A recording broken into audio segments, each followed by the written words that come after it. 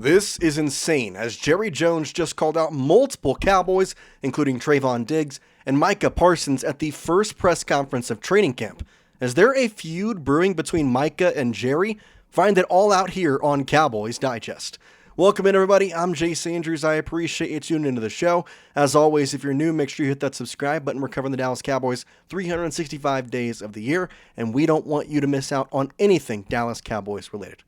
Well, Jerry Jones, Brian Schottenheimer, and a couple of the high executives in the Cowboys franchise had their first press conference today for training camp that began, today. And Jerry Jones does what he does best and puts me into a bad mood. Now, there's a lot to break down. Nick Harris had a tweet kind of going point by point, one by one, and we're just going to kind of follow this tweet as we go. The first point he makes from the opening presser, this picture/moment.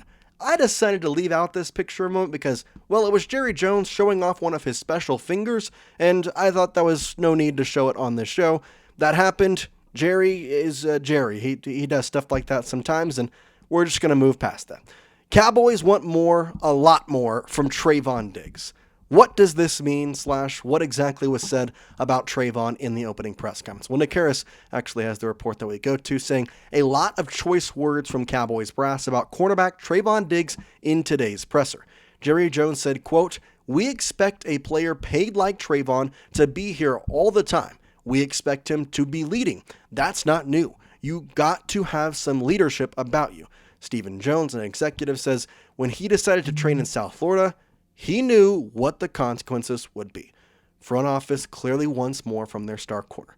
Now, if you're a bit confused, in the training on this offseason, Trevon Diggs elected to train back in South Florida, which took away from money in his contract because in the contract he signed, he was labeled money if he was with the team. He was not, so the money in his contract went away. And the obvious tone about this was, listen, the money's the money. That's his worry. If he doesn't want it, he made the choice, he made the decision, that's fine. But he is supposed to be this star leadership corner, and he's not here for, yes, non-mandatory things in theory, but stuff that a leader should be here for. I mean, Micah Parsons, who still hasn't signed his contract, was still here for this stuff. Yes, did he go work out with Trevon Diggs a couple times? 100%. But was he also with the Dallas Cowboys in Oxnard? Yes, he was there as well. So I think that's the thing that Jerry Jones and Stephen Jones were really trying to hit the point was, listen, we understand that that's his choice to go down there and train the way he wants to train. That's fine. But as a leader, I expect him here. Like that's not what a leader does on this team, which I kind of agree with. However, I don't think there's a reason to be saying this all in the first press conference, especially when a lot of these things were very kind of unprompted. Like questions were asked trying to get there, but Jerry Jones was, as per usual, very vocal and really public about his opinion on his own players. Let's go back to the first tweet and look again at our next point saying, no movement on a deal with Micah Parsons. And this point is going to be a majority of the show, simply put, because Micah Parsons, he had a retweet today, and Jerry Jones had some frank comments on Mr. Micah Parsons. And so, what exactly were those frank comments? Well, this is that. Just because we sign Micah doesn't mean we're going to have him. He was hurt 6 games last year. I remember signing a player for the highest paid at the position in the league, and he got knocked out 2/3 of the year. Dak Prescott. End quote. What the hell are we saying here, Jerry? We're saying that if we sign him, he's going to get injured because he was hurt last year? He has it wrong, and we go to the report from Ari. Cowboys owner Jerry Jones randomly, this was random by the way, takes a shot at Micah Parsons, saying even if they sign him, it doesn't mean they'll have him because he was hurt for 6 games last year. By the way, fact check, he only missed 4. He then also says they made Dak Prescott the richest player in football, and he missed 2/3 of the year. I continue to sit here, and it's a lot to know that as a Cowboys fan, I have to deal with Jerry Jones not just as the owner of the team, but he has these GM responsibilities that should not be in his power. It should not. And he continues to almost make situations worse by stuff he says. Like, just take the microphone away from him at this point. And Stephen Jones immediately jumped in and tried to, pad the fire, put water on the fire in some ways. But It just was so random of him. If you watch back the press conference, there really wasn't a prompted question here. It was Brian Schottenheimer talking about Micah Parsons and how important he was to the defense, and then all of a sudden, Jerry goes out, well, just because we signed him doesn't mean we're going to have him. He could be injured. Yeah, he got injured 4 games last year. Let's go look at the stats here. That's not that many. Last season, he was great. 12 sacks in the 13 games played. Yes, he was injured, but did he have a fantastic season when he was on the field? Yes. Does he deserve to be one of, if not the highest paid defensive players in the NFL? Yes. This was just the beginning of it too, because obviously the media world and former NFL players react to this. Former NFL players that played in a similar position to what Micah Parsons played. J.J. Watt tweeted out this, quoting Ari's tweet, saying, anytime you publicly take a dig at your star quarterback and your star pass rusher simultaneously right before the season begins, you just gotta take it. Nothing makes guys want to fight for you more than hearing how upset you are that they got hurt while fighting for you. Guess who retweeted that? Micah Parsons. And J.J. Watt has a fantastic point here. Jerry Jones, what he's doing is saying, yeah, we might sign him, but he may not play all this year because he could get injured. You're not seriously blaming an injury on Micah Parsons or Dak Prescott. Dak Prescott, in the season he's talking about, snapped his ankle on a freak play. And it was one of the most gruesome injuries I've ever seen. And we're talking about this and taking shots at that? It makes 0 sense. 0 sense at all. And this was the dumbest thing that has happened at this press conference. There's more we have to talk about, but I just sit here and fume up at what in the world Jerry was saying.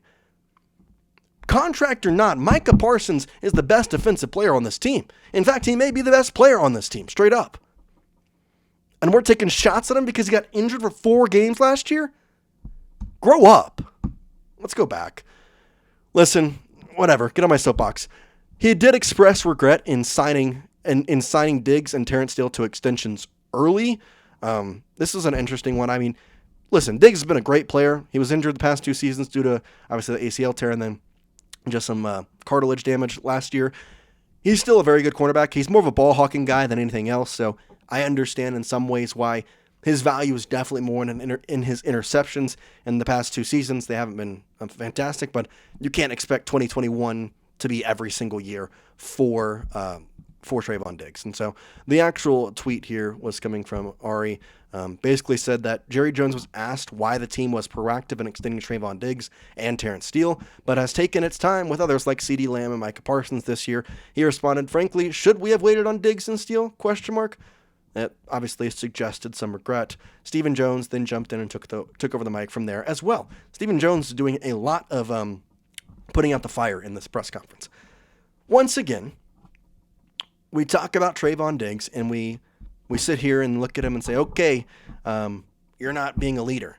And then you come out here and you say stuff like this. And you're like, well, we should have waited to sign him. It would have been a lot cheaper now because, again, this is suggesting injuries in some way, at least for Diggs. Obviously, Steele has been great in some facets. He's also been a little lackluster in others. I think in a lot of ways, I don't mind the extension for Terrence Steele personally. Trevon Diggs, say what you will, the injuries obviously are just something you can't exactly expect. But when he's on the field, there's obviously a difference. But again, Terrence Steele being a guard and not basically a tackle, and he's just kind of mid. His snap count's great. He plays every game, which I think does have value in the NFL, that he is not relatively injured. He's always out there. He's always playing. So I take that. But again, why are we expressing regret to contracts we've already signed? Like that, there's no reason to put that out into the world. It makes players not want to play for you is what it does. People who are going to be in free agency, people who are going to sign extensions here in the future, it makes them not want to play if you're going to come down on them for being injured with Micah Parsons, Dak Prescott, somewhat with Trevon Diggs, and giving them contracts, and then a couple of years, a year down the line, whatever it is, you express regret about signing them to that contract, saying it would have been cheaper now. You can have those opinions behind closed doors, Jerry. If you are the owner and you have those opinions, that's different than you being the GM too. Give off the dang roles. Going back to the first report here and kind of going down, Stephen Jones also suggested the team had started extension talks with Tyler Smith, but did not confirm.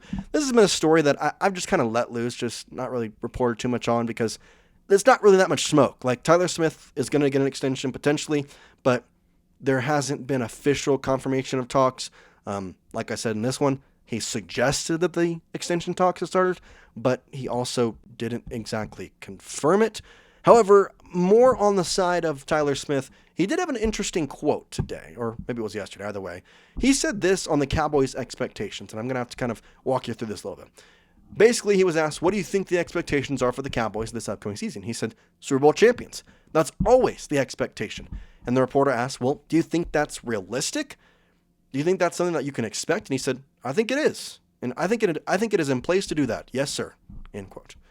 And then kind of like, listen, do you not think it? Like, I think it. I think this team is good enough to be a Super Bowl winner. And that's the expectation every year coming into the season is to win the Super Bowl, which I love the answer. I'm curious how y'all think about it. But if you're a football player, your goal every season should be to win the Super Bowl. Realistic expectations or not. Yes, this is a team game. And yes, the Cowboys roster last season, or record last year, was not great. The roster had a bunch of improvements, but it is still a very talented league. I love the answer because I want confidence. I want to say, hey, we're going to go out more than every game. What is he supposed to say? What's your expectation of the year? Make the playoffs. No, we do that. We win. Like, no, we won a Super Bowl. And I love that from him. So we'll take that for sure. They also want more from Tyler Guyton and Mazi Smith. Again, not really much from me on this one. Just simply put, Mazi has been a little bit of a disappointment. Obviously, the guy out of Michigan, you expect more from a top pick like him, and he hasn't been that way. Maybe this is the year they turn it around. I don't know. Tyler Guyton on the offensive line, similar situation. You expect a little bit more of him given the prowess that comes in here. The next point here, running back battle will be determined when pads come on. Williams, Sanders, Blue, mentioned with optimism. We've talked so much about the running back battle and what's to expect from it. I really agree with the fact that we kind of just have to wait for the pads to come on. Like, there's not much we can sit here and say now, especially with training camp underway. We're going to get a lot of videos. We're going to get a lot of news. And there easily could be a cut of one of those three, not Blue. But I could easily see a Miles Sanders potential being cut. I mean, it's unlikely, but it could happen. But Deuce Vaughn, Hunter Lipke, a couple guys back there. Phil Maffa, I believe, will stay. But there's a couple of running backs who might be on the chopping block given how many they have. But they are very optimistic about Williams, Sanders, and Blue, which I'm very optimistic about Sanders and Blue. I have my whereabouts about Javonte Williams at this current time. And then the last one, Schottenheimer has spoken to Kevontae Turpin following his arrest, and it's been communicated that his charges are unacceptable behavior, which you expect that. If you're a little confused here, let me see if I can find it here. Kevontae Turpin was arrested a couple weeks ago, at this point, a week ago or whatever it is. He had marijuana, gun charges, and basically had a misdemeanor. There's no word yet on an official suspension for him, although that could be a possibility. However, the Cowboys in itself have taken upon themselves to go and say, hey, that's totally unacceptable, which, small thing, but I'm glad that Coach Schottenheimer, again, for the kind of family atmosphere he's trying to build, is really coming down on his players when they do something like this, and it's not exactly the smartest thing. So he came to Kevontae Turpin, said that's unacceptable. From the reports, it also said that Kevontae understood, and fingers crossed this won't ever happen again, but again, there could be a suspension. We really don't know. It's up to the NFL on that point. And I really doubt if there is one. It probably will come after the season has started, maybe even next year. I really don't think we'll see one before the start of the season. It's just a lot to kind of process. I mean, like even Rashee Rice, he could be suspended this year for something that happened last year. So there's a lot of things that could take in with that. But as of right now, no suspension. And the Cowboys obviously talked to Kevontae, and there's a lot of hope and a lot of expectations for him this season. That's not exactly the greatest way to start. So let me know your thoughts on all these points. Jerry Jones does it again. I went a little bit on my soapbox. Maybe you disagree with me. If you do, get in the comment section and let me know. I just want to talk ball with y'all. If we have different opinions, that's great. Like that's what makes being a football fan so fun, is we can talk about our opinions and kind of have discussions on it. So yeah, that's all I got for you today on Cowboys Digest. If you made it to the end of the video, I really appreciate you. I love you. You here? I appreciate it so much. If you're new watching this video at the end, make sure you hit that subscribe button. But we'll see you next time here on Cowboys Digest, guys. I really do really do like doing this, and I hope you like watching the videos as well. We'll see you next time here from Dallas. Peace out.